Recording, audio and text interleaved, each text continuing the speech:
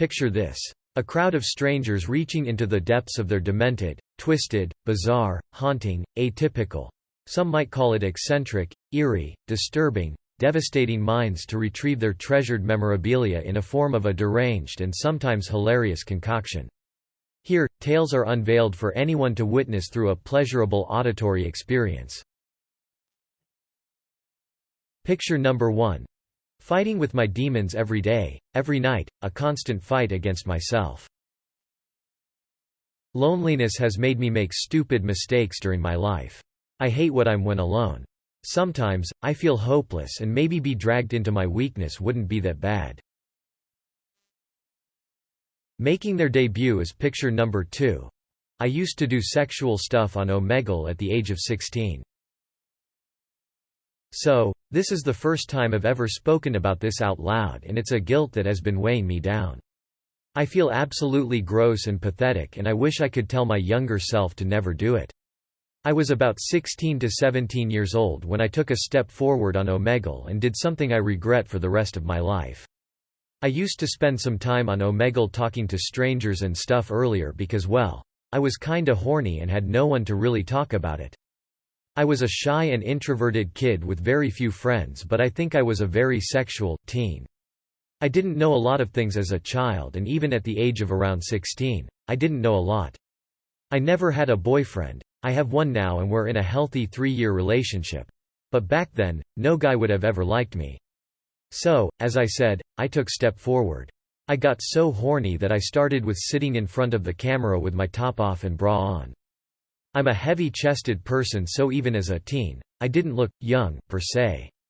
I'd meet people and stuff. Stay away from very old and creepy men with their blanks out. I'd keep my face hidden and talk to them dirty talk and do stuff. Then I took another step and started blanking on camera. Whatever little I knew of it, actually. And I guess I also had that clear on camera. After a couple of times, I was gushed with guilt. I feel extremely gross about blanking and even more for doing it on Omegle.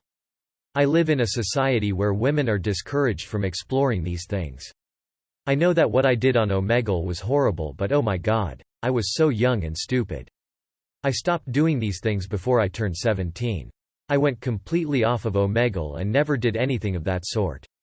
I started dating my BF at 18 and we've been in a great relationship romantically and sexually. Although I'm completely honest with him about things, I don't think I will ever tell him about this. I don't know what to do and I often even forget about this, but sometimes, the guilt comes gushing down. It feels weird to say these things out in the open.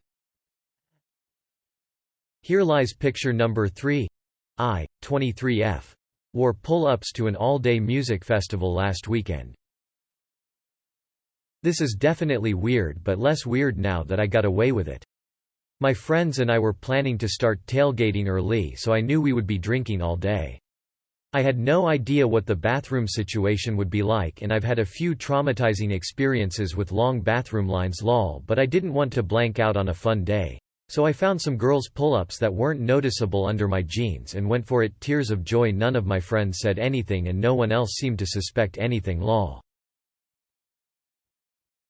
Showcasing picture number 4. Wild confession of a friend, this normal or nah? Friend said she sometimes wants, or should I say fantasizes, to kill then to eat parts of the guy she likes so she feels they're one. Be with each other forever I think, but I still don't get her. Should I be concerned cuz I kinda am _thotha_da. On screen now is picture number 5. I stole a very expensive PC from the host of a party. It was like a few months ago. My family was financially struggling cuz of COVID and I wanted a PC very bad. So, when I went to college I thought of buying my own from the money I get from my job, but it wasn't enough. So I went to a party and saw that the host had a very expensive PC. There was more than 40 people and the house was pretty big, so, in late night when almost everyone was gone or passed out, I sneaked into his room and I opened the window and gave the PC and monitor to my friend, who put it in his truck and drove away in his that thing. I drank a bit and pretended to be passed out, so when the host wakes up and sees me passed out he won't be suspicious of me when he sees that his PC is gone. I successfully managed to steal the PC and it costs around $7,250 as it was a high-end PC. I am ashamed but I had no choice. Sorry for my bad English. Showcasing picture number 6. I don't think I'm bi. I've got HOCD. I could really use some good advice. For the past 1 year, I've been dealing with something that's not so commonly known to the people of this society. It's called HOCD or homosexuality obsessive-compulsive disorder. Well, I don't want to get into the details of it, but it's a type of OCD, obsessive-compulsive disorder, that makes a person question their sexuality. Well, the thing about this is, you can't come to a conclusion no matter what you do. It's often mistaken as denial, but it's not, and neither are people with HOCD homophobes, or at least I'm not. So, that brings us to the problem at hand, which is that, last day at around 5 p.m., I impulsively decided to bring an ultimate end to this problem and come out as bi. And I did that pretty publicly. I took to Twitter to tweet about it. I posted a screenshot of that tweet on my WhatsApp status and literally told my mom about that too. Everyone who cared enough to respond was pretty supportive, which makes the whole thing worse. So, I've got a bi friend of my own, and her and I got to talking about how she discovered her bisexuality or how she got reprimanded by her family members after getting caught with a girl. Well, honestly, I just couldn't relate to that story at all. I just didn't understand why I couldn't find the same level of enthusiasm that the others were feeling for me. So, I thought to myself, could I just be blank, but that felt weird to even think about. I am most definitely not blank. I've always liked guys and been attracted to them. Imagined a future with guys. But HOCD just made me feel like I didn't, and that there was a possibility for me to be blank. I don't know how to get out of this mess that I've created. I really could use some advice. I just can't for the life of me take any more decisions for myself. Signs pointing to picture number 7. I licked the inside of the bag clean after I finish the popcorn. When no one is around to witness, I turn into a butter goblin and lick the inside of the popcorn bag clean. I know, I'm disgusting. Next up, picture number 8. I used to give other kids head lice when they made fun of me. When I, now 22F, was in the 4th grade, I used to be picked on by a lot of other kids. My hair was always messy, I was fat for my age, etc. One of my cousins got lice from her school and my mom used to clean her hair, so she spent a lot of time at my house. It wasn't long before I eventually got lice as well. One day, in class, someone was making fun of me for how I was running and I wanted to cry.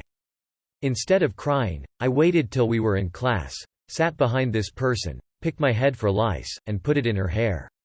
I did this to other people that made fun of me as well, at least until my head was cleared from lice. Time to marvel at picture number 9. I gave some kid a concussion in elementary school. In I think 4th grade, me and my friends were hanging out by our tree during recess when a kid started having an argument with one of my new friends. I think they used to be friends or something. Anyway, the kid slapped my friend straight across the face. I still don't know why. I chased him around the playground twice before shoving him down, and he slid on the wood chips about 3 feet before slamming his head into the brick border around the playground. He wasn't at school the next day obviously, and it was the second to last day of school. I still regret it. That's some serious blank. On to picture number 10. I broke into one of my classmates' house in 7th grade. I can't really say this to anyone in my family, and one of parents still lives in the same neighborhood as the kid. Normally, you shouldn't skip school as a 12-year-old. I don't recommend it. But I would normally just go to the library if I did, cause school was boring and they had free Wi-Fi. To elaborate, I'm still a minor. I don't believe I can hay in much legal trouble if it is ever found out. Not too sure how Canadian law works in that regard. And while I find it funny I did it, I do feel bad for the family. This time though, instead of heading to the library, I decided to just walk around the neighborhood. I don't live in a city. My school at the time was where every kid went save for special needs ones, so I knew where I was the whole time. It was the middle of winter, give or take -20 degrees C, so I was in thick clothes. Gloves, a jacket, a scarf, hat, etc. Honestly, that's the only reason I think I haven't been caught for it. In any case, the house was not that far away from mine, a 10-minute walk at most. But because of the weather and it being around 10 or 11 a.m., most people weren't around. I saw this kid's house and I guess I'll call him Evan. So Evan lived in a single home while I lived in a complex. He had a hockey and basketball goal out from a garage, the normal stuff. I think he had a little sister? I haven't seen him in a few years, I'm not too sure. I'm not sure if, just because, is a good excuse for what I did. But I rang on his doorbell cause I was thinking of Ding Dong Ditch. After doing this 3 times to annoy his parents and no one came, I tried opening the door. I think I was just curious, but I felt a urge to see if I could get in since no one was home. After a few attempt at the door, thank God for the weather, I was gonna see if I could get through the backyard. They had a wooden gate though. However, there was a side door which led to the kitchen. When I tried it was unlocked, but it took a bit to open. There was a garbage can in front of it in an awkward position, but I got in. I looked around the house and there are some key things I remember being there. A tablet on the kitchen table, which was locked so I ignored it, a Wii with some games, a PS4, a jar of Hubba Baba gum, and a bunch of board games in the living room. It was a clean house but a bit cluttered. They had really pretty utensils to be honest. Anyway, I went upstairs and into the parents' room. There was maybe 40 books tucked under the bed, and since I had my backpack, I took a few. The Maze Runner and Harry Potter and the Philosopher's Stone being what I remember most. I also found some earrings I like. Surprisingly, I still have them and wear them. Not too sure what they're worth, they were just silver hoops. In any case, they had a walk-in closet with some pretty dresses and outfits. I took 2 shirts of the mother's, stuffed them in my backpack of course, and then went to check out the other rooms. There was a kid's room, not Evan's, which is why I said I thought he might have a sister. The kid had some stuff I liked, a wallet phone case that fit mine, which I used for around a year and a half till I got a new phone, some Lego, and 2 charging cords. In Evan's room he had desktop and a laptop. I remember grabbing the desktop mouse since I needed a new one, and just looking around some drawers. Weirdly, I took 2 Rubik's Cubes and some pinned of all things. I do remember when I opened up the Chromebook he hadn't logged out, and not surprisingly blank was open. After that, I went downstairs and just looked around the living room again. I took about 2 handfuls of that gum and just had it the rest of my day. Since I had a PS4, still do, figured I'd take a game. Which was Uncharted 4, still have it actually. I don't remember what else I took, the game was probably the most expensive. I wasn't looking to sell a bunch of stuff or steal really valuable things, just wanted to know what it would feel like. I do have a habit of taking things from convenience stores, typically chargers, earbuds, or candy. I don't recommend it and I'm trying to work on it. In any case, when I left Evan's house I ended up leaving the door wide open. I don't know why, I thought it would be funny. Let's hope a neighbor saw it and called them, but I feel bad. Yeah, it's funny that a 12-year-old barely in middle school was able to break into their house so easily, but I probably made them scared. That and the fact that they must have been really confused on why nothing too major was gone. I don't live with the same parent as when I did this, so that's why I've never seen him in a few years. Well, I just took some dumb stuff, but it was still breaking and entering and robbery.